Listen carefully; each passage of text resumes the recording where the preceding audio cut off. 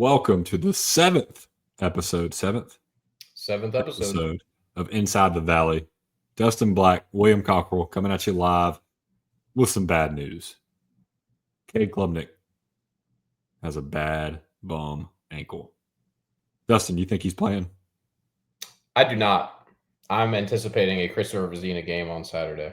For people not watching on YouTube, Dustin winked at me when he said that. So we're good. We got Cade coming in. So don't panic. He winked at me. Confirmed. But I don't want to be doom and gloom. Let's talk about some good stuff first before we jump into that Cade Klubnik news. Tristan Lee is also listed as questionable, so doubt he plays. Man, he's just been battling injuries his whole career. I'm going back to gloom right after I said that. No, I know he really has. He's kind of been, I think last year he stayed pretty healthy, but overall, yeah, I think he's dealt with injuries. But I think he also, I think he may have had his job taken last week. Will, just to be completely honest. Yeah, my hamstring would hurt too. After watching, I mean, when a guy goes parallel to the ground and throws a man five yards, that dude, he's got something a little bit different than most people don't. That's the easiest way to describe it too, is that like when you watch him play, it just looks different. And it looks different because it is different. We don't have athletes like that on the offensive line come through Clemson. No, we really don't. Rarely. Athletic plus effort. We've had some athletes with lack of effort and they end up, not panning out. And then we've had non-athletes, some NAFs. If you're a Hard Knocks fan, you'll know what that means. With tons of effort. Braden Jacobs has athleticism, effort, and a massive body. So anyway, I'm not going to sit there and talk about an 18-year-old's body right now. We're going to talk about the Boston College game. We're going to recap that. 40-10. We all saw it. Clemson now moves to 16-0 when Cade is starting and scores 30 or more points. Yeah, we're not 16-0 by a long shot this year. But we are 16-0 when the offense scores 30 points. Dustin, what did you see that you liked out of that Boston College game? Offense stayed in rhythm. It seemed like they scored every time they touched the ball. It seemed like, I don't know what the exact stat was, but I think UNC, they started out with, was it 5 or 6 straight scoring drives? And then Boston College was something similar. I'd imagine we didn't have, many penalties. I think there was 3 penalties the whole game. We didn't stop ourselves. On the defense, I'm pretty sure. I think an offensive pass interference, a holding, and then I think a roughing the passer. Yeah, so 41-10, 2 red zone interceptions. So it could have been worse. Could have been about 55-10 in all reality. Yeah. But it's a weird. It was a weird experience for me watching the defense. It just was, because I'm sitting there wanting to throw things at my wall watching the defense at times. But then you look up at the scoreboard and you're like, they only gave up 10 points. Yeah, statistically they were great, and then but the eye test is like, it doesn't look right. Right, 3rd and 9, you're giving up stuff. 3rd and 14, yeah. I mean, it's like, what are we doing again? 3rd and long, it should be locked down. I think one of my biggest takeaways from the defense in general, like I kind of noticed it last game more, but it's also been a theme throughout the season. And it's just that action speaks louder than words. And we're all sitting here saying, we need to go man-to-man. We need to go man-to-man. I think there's a reason why they don't go man-to-man, Will. I don't think they think that they have the athletes on the back end to go man-to-man. I don't think it's a think thing anymore, Dustin. I think it's a no. I think it's a no. I think we have one guy who can truly play some man-to-man, and he plays best at zone anyway. So, and that's Avion Terrell. Positive side. Let's talk some Bryant Wesco. Let's give out some Bryant Wesco propaganda. Dustin, you put out an amazing tweet about some receivers with 100-plus yard games. Do you have that off the top of your head where Wesco ranks? He's in some elite company, man. He's about 2 away from Mike Williams. So basically 2 more 100-yard receiving games, and he's ties Mike Williams. He's not good, but he's 1.5 years in. So he's a 5th-year senior, right? Yeah. So he's got a long ways to go.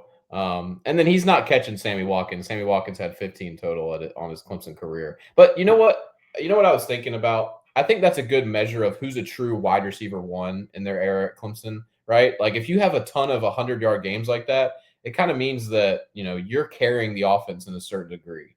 Do you know when the last 100-yard receiver was before Bryant Wesco? Amari Rodgers. Amari Rodgers in 2021, I believe. Yep. So that's what I mean. So it's kind of like a measure of like if you're a true wide receiver one, you can produce consistently at a high rate, and Wesco's doing that. Yeah, and that's what gives me a little bit of confidence this weekend, despite the quarterback news. When you have a guy like Bryant Wesco, oh, there I go. You don't have to worry too much. I don't know how I'm going to fix this, Dustin. I might just be gone. Hold on one second. do you want? Do you want? Do you want to start over?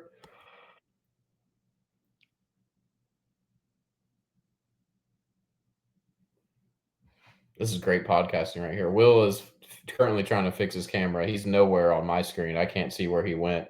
He's having camera issues. Professional podcaster. And we're back. Natural return. The Illuminati does not want us to talk positively about this Clemson football team. So just write that down if you're a conspiracy theorist.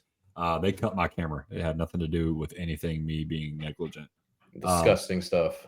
Disgusting stuff. So do better, Illuminati. You couldn't keep me down for long. Don't listen to what I'm saying. So last week, offensive keys to the game, you had win your matchups on the outside, Wesco and TJ. One of those two did their job, meaning Bryant Wesco. I think he had 106 yards receiving, obviously an amazing acrobatic touchdown catch, which every year at this point, so 2 years, so every year seems like a lot if I put it that way. If I'm a marketer, I would say every year, but if I want to be a realist, I would say the last 2 years, Bryant Wesco has had a picturesque moment that would go on any man cave. You know, you have the picture of him doing like this when he scores his first touchdown against App State, which was just a phenomenal picture. I've got to get that on my wall. If any of you know how to, yeah, I mean, well, and fun fact about that, that was the first game my son stayed up and watched with me. He was 3 years old. He was 3 years old, and he stayed up late to watch just a little bit. And when Bryant Wesco scored that touchdown, him and I just jumped up and down, got so excited. That was like you can't replicate that feeling. But anyway, TJ Moore was absent. One target, I believe, one catch, 11 yards. I think it was on a screen, and I mean, great play. He did. I remember the play. It was a screen, and he should have only gained about 2 yards, but he fought his way through it. So I'm really curious to see how this TJ Moore situation pans out. There's got to be something going on that we don't know about. I don't understand why he's not more involved. Yes, Antonio Williams is back and healthy, and I mean, how do you not put the ball in Zero's hands? I mean, he showed us that he had 85 yards receiving. So, I mean, he's phenomenal with the ball in his hands. But what did you see out of Wesco that was most impressive? Just his body control for me is like it's just elite. You know, like I think probably Ryan Williams has him beat in that category in college football. Just because I mean he's a one-on-one guy. But Wesco, in terms of body control and how he tracks the football and can contort his body back to the football, stay in bounds when he makes things look effortless. You know, like I think you look at something and you're like, oh, that's not that tough of a play. But I promise you, if you went out and tried to run that route and twist your body back towards the football and then simultaneously turn upfield to get yards after the catch, it's impressive, man. He is a special player and a special athlete. And the more he grows physically, which that was the thing that he struggled with last year. I mean, struggled is probably an unfair word to use there. But as he becomes more physical and more used to the college game, I mean, he's only going to get better. We haven't even scraped the ceiling of Bryant Wesco yet. Right. I mean, right now he's doing what he does best, and that's yak, and that's like you said, making the big play down the field, which is what we needed. We were struggling with contested catches. Insert Bryant Wesco making contested catches. That's always huge. But yeah, he hasn't developed his route tree. When he develops his route tree and becomes a smooth route runner, buddy, this is going to be a dangerous human. I was speaking with a coach going into his true freshman year, and he said, go ahead and start pushing the Bryant Wesco propaganda. Sometimes when a guy has it, he's got it. So, and we're seeing that. And I think TJ Moore could have that, and he could come back. I think there's something going on, like I said earlier. But we'll move on to the tight ends. So you had the tight ends. We wanted to use the tight ends last week, right? We wanted to do similar to what Boston College is doing. I think me and you have pushed the tight end propaganda every single word of the week propaganda. Have been trying to push this tight end propaganda every single week. Josh Sapp made a great play. Yeah, he did. He was what, 32 of the 33 yards? Is that what we have? 32 of the 33 yards. Bittencourt had one catch for 2. Olsen Pat Henry had 1 catch for -1, and Josh Sapp had 32-yard catch. So And 3 catches for 33 yards. I get it to a certain extent. I mean, Clemson's best asset offensively is their skill talent, particularly at wide receiver. But at the same time, like, especially when you're up big, just putting different stuff on film and getting different guys opportunities. You know what I mean? I think, we have seen some 12 personnel out of this group, out of this offense a little bit. But I'm just a 12 personnel enthusiast. I can't help myself. I like that T-shirt. That's another T-shirt idea. My keys in the offense: be balanced, figure out a way to get the running game going. It didn't look pretty, but they got it done. They were balanced: 278 yards passing, 226 yards rushing total. I mean, that's about as damn good as it gets, Justin. Shout out Keith Adams, man. Shout out Hammerhead. That touchdown he had, that was a you've earned this touchdown. Let me give you one. So that kid wants it.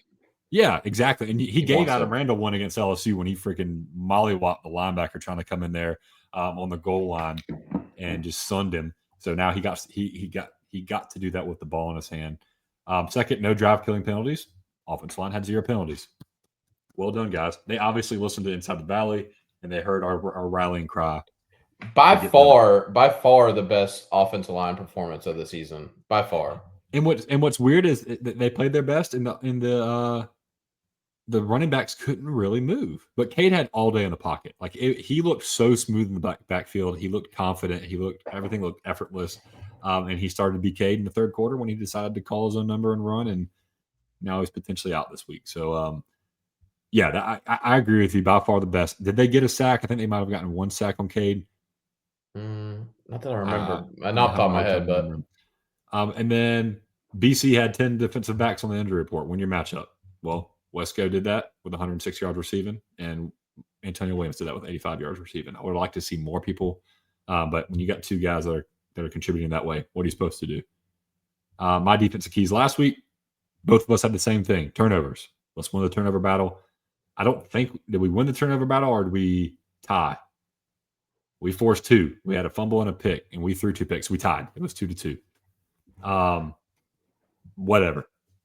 At least we're forcing turnovers now, right? The offense that will need to fix its own crap. And then learn from the Syracuse tape to avoid deja vu. BC has a similar offense. So this is the best, most professional podcast we've ever done. With my camera cutting off, Dustin forgetting to silence his phone. You don't get anything like this everywhere else, guys. You don't get anything like this. Just a rule of thumb, like if you know someone who has kids, do not call them at 8:48 p.m. at night. Just don't do it. Maybe shoot a text, but don't call me on the phone. There's 0% chance I'm answering that. Shoot is anybody need to be called out? No, absolutely not. Okay. So BC has a similar offense, 218 yards allowed. Again, we talked about it already.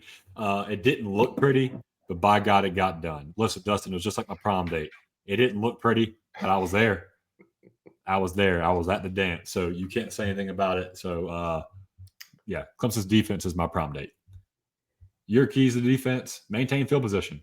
Dustin, the average start of field position, or the average start on drive for Clemson's offense was on the 41-yard line. Clemson's 41-yard line. That's pretty darn good. That's pretty darn good, man.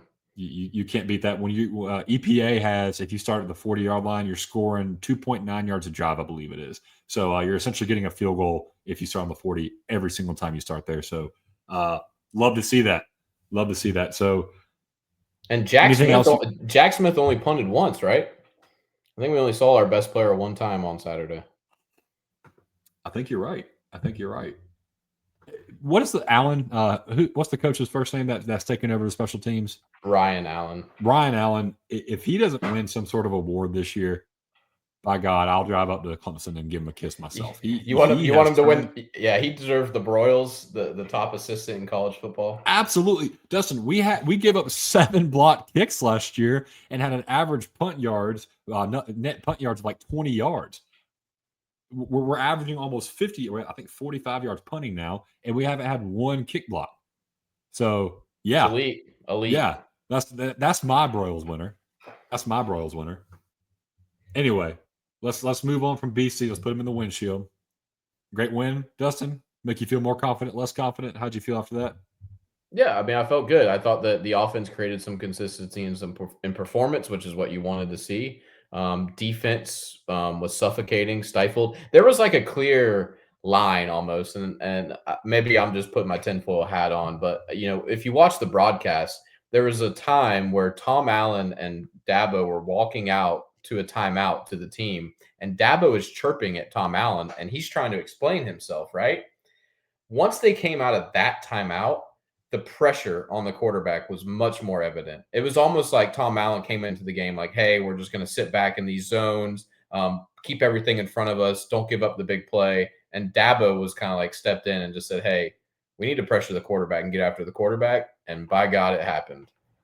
I like that. Maybe it's a tinfoil hat conspiracy, but it certainly looked like Dabo was saying something to Tom Allen, and it was different. I mean, it was like I think it was late in the second quarter when that happened, and obviously 0 points in the second half and a couple turnovers, strip sack. So love that, love that. So we're going into the Valley, back at the Valley. We've been struggling at the Valley, haven't beat a P4 team in over a year. That's an insane stat, man. That legitimately makes me angry. Yeah, it's not the toughest place to play anymore. And we deserve this crap. Fans, we've been just as bad as a football team.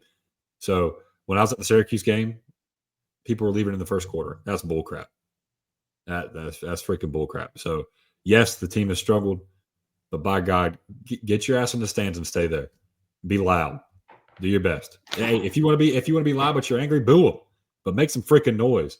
So anyway, we got to have some pride in that too as fans, because half of that is us not making it difficult on opposing teams, but then the other half is the team not giving us any energy. So it's a 3:30 game, the worst kickoff time in my opinion. Never mind. I'm not gonna get in that argument. We don't have time tonight. ACC Network. The line was 9.5 when I wrote this yesterday. Now with the Cade Klubnik news, I believe it's at 5.5. 4.5 down here in Florida. 4.5. Hot dog. Well, you can bet down there, so I would stick with the 4.5. And the over under was at 55.5. Has that changed? No, I think that's the same. That's the same. Take the under. Yeah. So opening thoughts coming in this game. What we got, Dustin? You're not going to like my answer.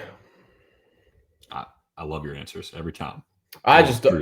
It's just such a hard game to pick Clemson in. It's just one of those teams that you just don't feel great about the matchup. Romello Brinson showed up on the injury report, SMU's leading receiver, which is good. He had 6 catches for 48 yards last week. So I don't know what injury he has. I don't know what occurred. But for him to be questionable on the injury report coming off of a game like that feels significant. So did we sacrifice Cade for Romello Brinson? I don't know, man. I mean, they may be saying that, but I'm not. But it's one of those teams that just has real team speed. Like their offense is just fast, and not only just like speed fast, but how they play and the tempo. And we all saw what happened in the second half of the ACC championship when that team gets into a rhythm. You really have to just suffocate them and not let them get too many first downs. Like first downs are death against a tempo offense. So you really just have to keep them behind the chains, off schedule as much as possible, and just try not to give up big plays. But if I'm handicapping this game, or I'm giving this game some kind of game, or I'm giving the game some kind of script, I think it's going to be pretty low scoring in the first half. I don't think either team's going to be able to pull away. But once you get into third, fourth quarter, and you have to dig into your depth a little bit defensively, I think that SMU may pull away with a victory here. I don't know about how many points, maybe 7, maybe 10. But I don't like Clemson in a 4-quarter game against this team. I will disagree with you on that, but we'll get into that later. If we want to talk about Cade, this couldn't have been the best time. This couldn't have been a better time for him to get injured. If you want to play devil's advocate for his sake, because he's more prone to probably be online and listening to the news clippings, and everybody's singing his praises right now. I mean, he's had back-to-back good weeks. Everybody's singing his praises, and has to be good for the psyche a little bit. So if I have to be positive at all about him being out, I mean, we're pretty dead set he's going to be out. Well, did you see the stat that was put out today? No. This is the first time since 2014 a Clemson starting quarterback has had to miss a game because of an injury. Oh, wow. That was the Cole Stout. That was the Cole Stout drumming of Oklahoma. And going into that game, all right, so let me give y'all some background. I don't know if I've ever told this story. So going into, or at least on the interwebs. So we're going. It was the Russell Athletic Bowl 2014. We're about to play Oklahoma, and Oklahoma is chirping us at everything we go to: charity events, ESPN luncheon events that we had to do. Just talking trash. Got on our bus and said some things. Just getting after us. And we're at a luncheon, an ESPN luncheon, and I think it was Heather Dinich actually got up there and was like, Clemson's got the #1 defense in the country, but they haven't seen an offense like Oklahoma. Clemson's got a high scoring offense, but they hadn't seen a defense like just really just glazing Oklahoma. Then they asked the quarterbacks to get up and throw a pass, throw a charity ball across the cafeteria, for lack of a better word, banquet hall, to another player, and Trevor Knight gets up and throws a dot. Bang. That's a good looking pass. Cole Stout gets up and throws a duck in a banquet hall with no pressure on him. And I was like, buddy, this is about to be bad. If I was doing insider trading, I would throw all my money on Oklahoma right now. I had no hope at that point. I knew our defense was good, so I had hope. I mean, I'm being a little exaggerative for the moment, but then Cole Stout comes out and just has the game of his freaking life. And honestly, a lot of people gave him a lot of trash, 3-and-out style, all these different things. That man did work his tail off. So to see him go out, that was his last game of his career. To see him go out that way was pretty special. Because I liked Cole. He was awesome. I hated that he couldn't quite get it done. Talented guy, but it was beautiful to see him go out that way. But just had to tell a story at that banquet hall. I just knew we were going to get our tails cut when he just threw an absolute duck. And when I tell you a duck, it looked like a Frisbee. Like you have shot the duck and the duck is dying. That is what it looked like. So well, I don't even know what the sound that hall made afterwards, but I'm sure it was pretty silent. Ooh. Yeah. It was not good. Dabo is trying to get the transfer portal started then. Can we get a transfer portal quarterback for the bowl game, please, right now? But hey, maybe Vizina, maybe this is his legacy game. That's my point. That's my point. This could be his legacy game. His last ever start for Clemson could be this weekend. So, notice what I said there. But anyway, let's get into the tail of the tape. Dustin, SMU's 4-2. They have beaten East Texas A&M. Is this the second team that we've seen play East Texas A&M? Am I making this up? I don't know. Was that who Florida State drummed 70-something to 3? Yes, you're right. Yeah. So they have been brought up. Missouri State, which they only beat Missouri State by 8 points. Shout out my Grizzlies. My Grizzlies? I think they're my Grizzlies. Missouri State? I have no idea, man. Syracuse, but that was Syracuse without Steve Angeli, our king.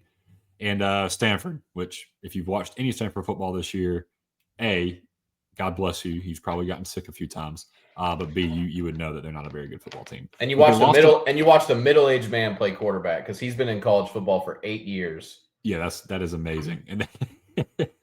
And they lost to Baylor and TCU. So we don't know much about SMU. We know that their total offense is 60th in the country. Passing offense is 26th. Rushing offense is 99th.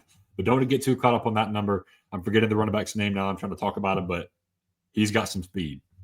And if Clemson has struggled against anything lately, it's runners who can get on the outside.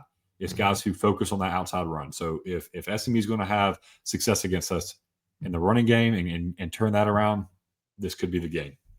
And then their scoring offense is 42nd in the country at 34 points a game, which is pretty insane. Their defense, their total defense is 118th, one of the worst in the country, which is crazy because their rush defense is 27th in the country.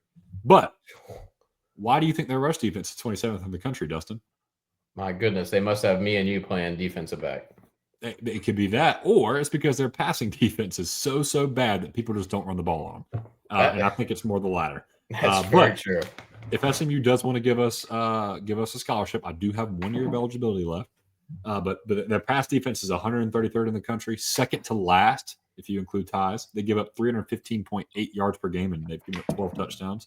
What's touchdown is a miss passing, I'm pretty sure. No, not even close. More than double. And then their scoring defense is 55th. That's a lot, man. Especially when you look at the teams they played. Baylor. Baylor's got a very good passing offense, but Stanford? Missouri State? And Syracuse did not have Steve Angeli. So that passing attack was not what it was. So dude, 315 is your average is bad. Yeah, I would be curious to see what Missouri State did against them because Missouri State stayed in the game. And then Syracuse, and then I would like to see what Stanford did, not Syracuse. Um, so just a piss poor defense and a above average offense. But don't get it twisted. This offense can't keep up with anybody. Like, yes, it's 60th in the country. They are a very formidable offense. If Romello Brinson is out, maybe they're not. Clemson comes in 2-3. Excuse me, 3-3. I didn't update that. Little 3-3 action right there. We're 500. This is exactly what I expected coming into this week. Lost to LSU, Georgia Tech, and Syracuse with Steve Angeli. I have to put that disclaimer in there. Beat Troy, UNC, and Boston College. We won the Patriots tour. Shout out Grayson Mann. Total offense, 54th in the country. Dustin, this week, every single one of our statistics went up at least 4 spots. Total offense went up 14 to 54th. Total offense, pass offense went up 4 to 25th. We're starting to get in the top 25 range in some of our stats. Rushing offense, 115th, which went up 18 spots, believe it or not. Scoring, offense went up 17 spots, 26. We can now run a car without special insurance. So that's good. Total defense, 38th, 20 spots. Rush defense, 24th. When's the last time we saw top 25 rush defense here at Clemson? That's encouraging, man. That's very encouraging. Pass defense went up 25 spots to 64th. And scoring defense went up 16 spots and is 27th in the country. Dustin, tail of the tape, you look at that and you're like, man, we ought to win this game. You can wipe out everything offensively if Cade doesn't play because we don't know what that offense looks like. We've seen Chris Vizina play. We've seen Chris Vizina play with a good bit of the ones, but we haven't seen Chris Vizina play with a week of preparation and multiple drives to get in a rhythm. And not being a conservative game player. I don't know. I don't know how open the playbook was when he played. I'm trying to give as many benefits to the doubt as possible. So before we get into that though, key stats. What are your key stats for this game? If you have one.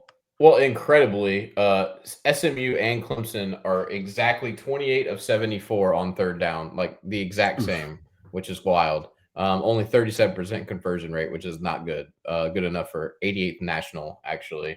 And I think that's a big aspect of this game. I think that, obviously third down is important in any football game, but, I think that time of possession and things of that like nature, like field position, are going to be crucial in this game. And just consistently going 3 and out is just a death sentence against SMU with the way they run their offense. So I think keeping your offense on the field and moving the ball, down the field is going to be so crucial. So I think third down battle is definitely one of the keys. Clemson's rush defense, I had them at 25th. I guess they are 24th. Top 25. The top 25. Yep, and 3.26 yards per carry. That's pretty dang good. Oh, I got them at 24th as well. You have it 25th. Sorry, 25th. But same thing. I think I just only did it on yards per carry. So in yards per carry, they are 25th in the country. That's the good news. The bad news is SMU is 16th. So SMU has a very good rush defense.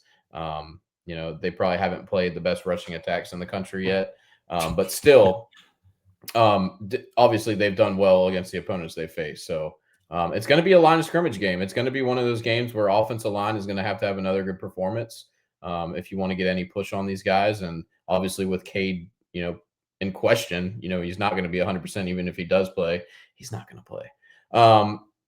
It's going to be a line of scrimmage game where you're going to have to get some push up front and you're going to have to free up these backs to get some explosive plays. He winked again. Dustin, believe it or not, Clemson's 30th in third down defense. Shout out Tom Allen. I don't believe it. Me neither, man. That does not match what I've seen on this football team. Yeah. Am I that like what? So people get rose-colored glasses. Do I have crap-colored glasses? How was this 30th best team defense on third down? I mean, they're only giving up 33% of third downs. 25 for 76. We're right up there with Ole Miss, LSU, Bowling Green, Pudge the Cat. I mean, who could forget Oregon State? Maybe that's why. That's where and the likes of those people. Maybe that's why I'm complaining.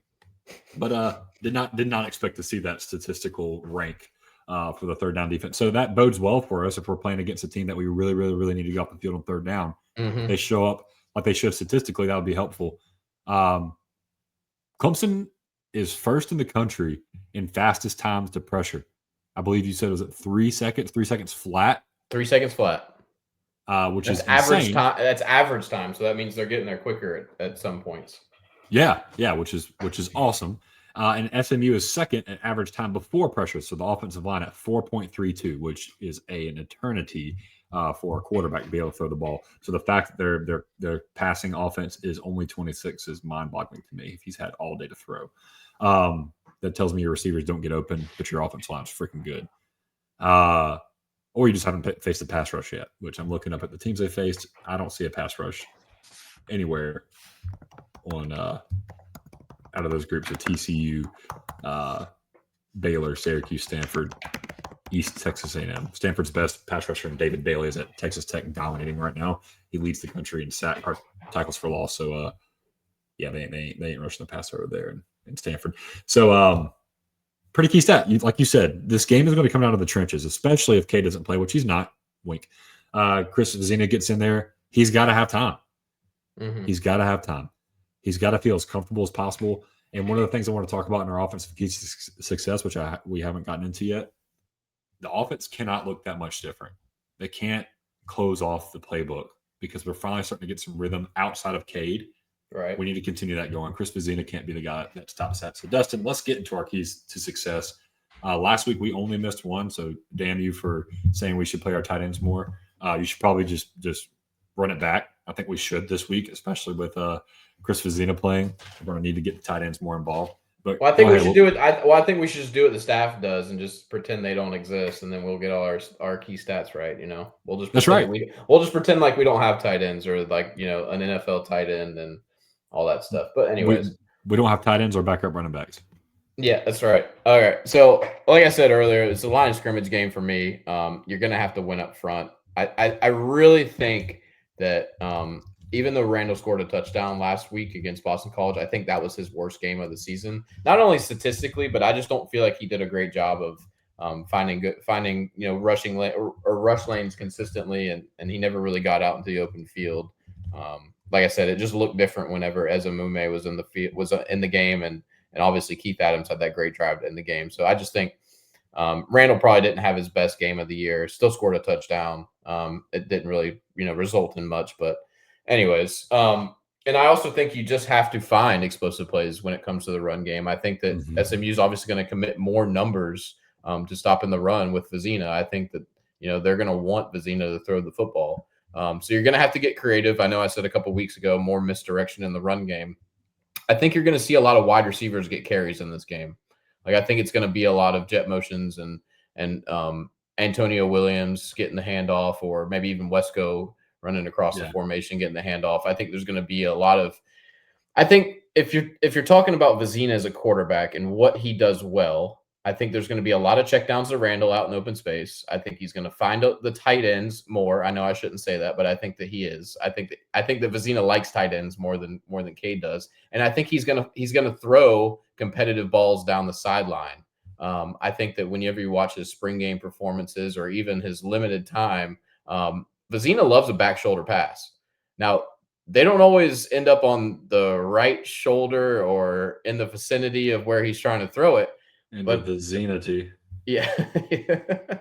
But that's where he's trying to go. So I think we're going to see a lot of competitive balls down the sideline. A lot of QB run. This is one thing that people don't really ever mention with Vizina, but he's a solid runner. Like he's a pretty stocky guy. I mean, he's probably not the most explosive guy. But I mean, if you get him out in the open field, he's definitely serviceable in that aspect. Yeah, I love that. And to add on to that, when you're going to run the quarterback that much, ball security has got to be a key thing to focus on this week in practice, which I'm sure they did, because we can't. I mean, this game is going to be a field position game, so don't turn the ball over, please. My offensive keys to success: yak is a must when you're struggling to throw the ball down the field, and you're having to probably rely on some play action, some boot. some stuff that is different to what we've been doing. We've got to the wide receivers are going to have to win out in space. They've got to. Yep. Running backs need to average at least 5 yards per carry. So if you want to set up the play action, you got to be able to get 5 yards, 4 yards on the first run. So that way, if you don't get something on second down, you don't get someone on third down, you have an opportunity to run the ball again to get the first. You're in a third and manageable. So we've got to win in the run game. Period. We will not win this game if we can't run the ball. I mean, it just won't happen. If we're not averaging at least 5 yards per carry, we're not going to win this game. And let's get the tight ends involved. Dustin won't say it, but I'm going to say it. And tight ends are a quarterback's best friend. The running back and the tight end are the quarterback's best friend. So, like I said, hand that thing off on first down, second, third down, mix in some play actions. Let him hit Bittenker in the flat. Let him hit a guy across the middle. Get those completions in. Manufacture some easy completions in to get his confidence up. And then, hey, let the big boys eat. I think they've earned it. And so, I mean, if you can get all that stuff done and we get to start a new trend, how many points does Vizina need to be a winner? So we'll see. Defensive keys to success. Dustin, what you got? The most important thing when you're playing a quarterback like Kevin Jennings, gap integrity when rushing the passer. You can't pass rush like an individual. You have to pass rush like a unit. You have to stick together. There's too many times, especially in the Wes Goodwin era.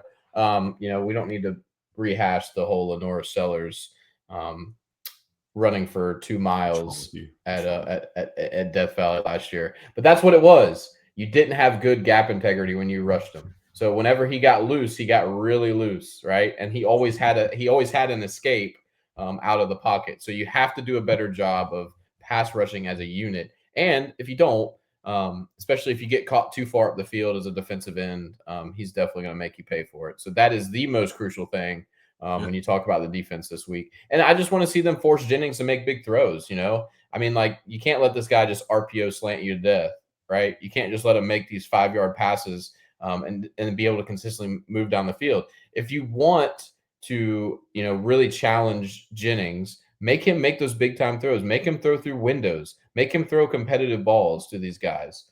Just don't make it easy for him. It's one of those things like if Jennings goes out and has the best game of the season and he's completing passes in tight windows with, impressive arm strength, you tip your cap and you move on and you try and just outscore him. But, don't go into the game and just give him the easy stuff.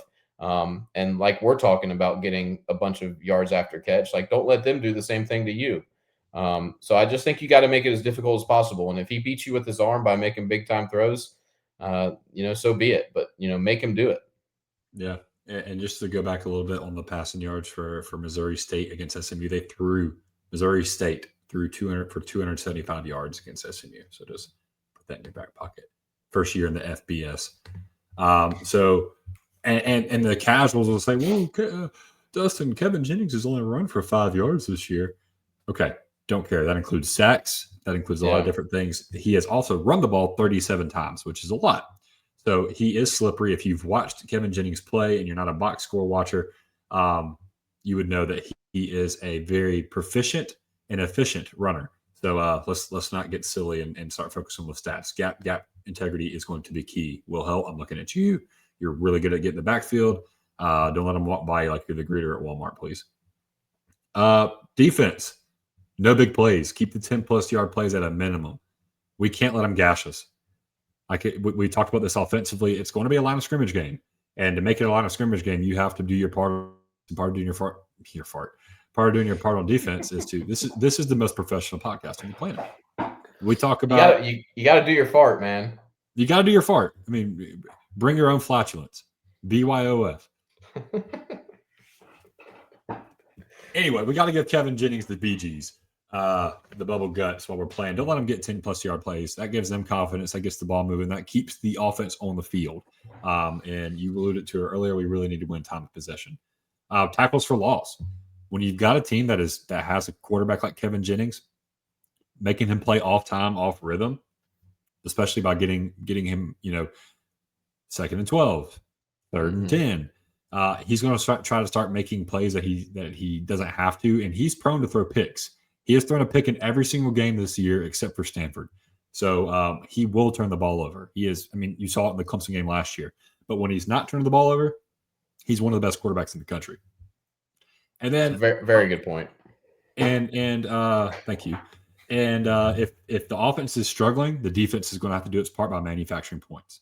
Whether that means giving the offense the ball in plus territory or actually scoring yourself, the defense is going to have to do that. So we challenged the defense last week. Hey, let's go create those turnovers. Now this week, let's go create those points. We've got to go create those points. Has the defense scored this year? Has there been a pick? So. Has there been a pick six? I don't think so. I don't think so. I go back to Troy, but that was them scoring on us. No, because Hannafin talked about he should have scored because he made the wrong cut. Yeah, and Ricardo Jones scooped the fumble on LSU. He didn't score. Yeah, we haven't scored. Yeah, so let's do that this week. Let's make that the first. And defenders for the Valley, so the fans, let's do your part. Let's be freaking loud, please. I've got people texting me trying to leave, not go to this game because they don't want to show up and watch us lose. So this is not my Tigers. Let's show up. Let's be loud. Let's not embarrass people. Come on, let's do it. Closing thoughts, Dustin. I think we need to. Oh, go ahead. No, you go ahead. I got excited. You go ahead. Well, it's one of those things. We talked about a couple of podcasts ago. It's in the NFL when you see a backup quarterback come into the game, you want to see what that does to the team. And in the NFL, if you have a team with a good record, say you're like 6-2 and you're playing a backup, what it does to the whole team is it elevates their play because they know they have to be a little bit more detailed in their prep with a backup quarterback. So does that happen to Clemson, right? Like, do they see this week, hey, we got Vizina starting, so as a defense, we got to be perfect. Like because we're not, the offense hasn't given us 28 points or whatever number they want to say. So does that elevate the whole defense as a whole, right? Like, does that energize them, or does SMU get out to an early lead and they kind of crumble to the pressure, which is kind of what we saw against Syracuse? That's really what I'm interested in. I just don't take these Saturdays for granted, Will. I still love Clemson football no matter what their record is, and I'm just excited to see the team play. I mean, I would love to see Cade play this game, but if he doesn't play, it's still Clemson football. Absolutely. And you still want to see them come away with a victory, and you still want to see, a victory at home. Like, I'm so sick of losing at home. It just keeps getting worse. Like, I'm never going to get used to losing at home. No. You know what I mean? Like, it's never going to be like, like we've lost at home a couple of times. It's no big deal. Like it hurts worse every single time it happens. Yeah. Yeah. And I'll say, like, so if I want to play silver lining too, so one of our biggest gripes with Garrett Riley has been his inefficient and non-creativity in the run game. I think this is going to force him to do that. We can say a lot of bad things about Garrett Riley. The dude is a very smart human being. And we've watched the last two games, and he's been able to manufacture points through motions, through tricks, through savvy route, savvy play calling. I mean, yes, he does some things we don't really care for on third down, and some of the air raid concepts that kind of annoy me.